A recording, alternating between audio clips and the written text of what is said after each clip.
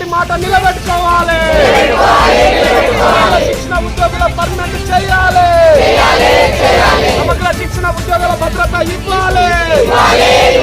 సమగ్ర శిక్షణ కార్మిక ఉద్యోగ భద్రత ఇవ్వాలి. రాష్ట్రమంతటా ఎస్ఎస్ఏ ఉద్యోగుల నిరసనలు ఎగిసపడుతూ ఉన్నవి. రాష్ట్రమంతటా వారికి అనేక సంఘాల నుంచి మద్దతు లభిస్తూ ఉన్నది.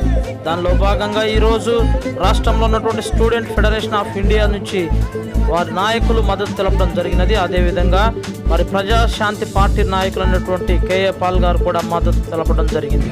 సమగ్ర శిక్ష టీచర్స్ వరకు నేను ఫైట్ చేస్తున్నాను.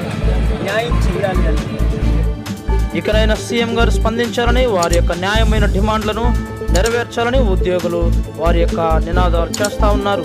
ఇప్పుడు కాకపోతే ఇంకెప్పటికీ నెరవేరుస్తారని, వారిచ్చిన మాటను నిలబెట్టుకోవాలని తెలుపుతూ ఉన్నారు.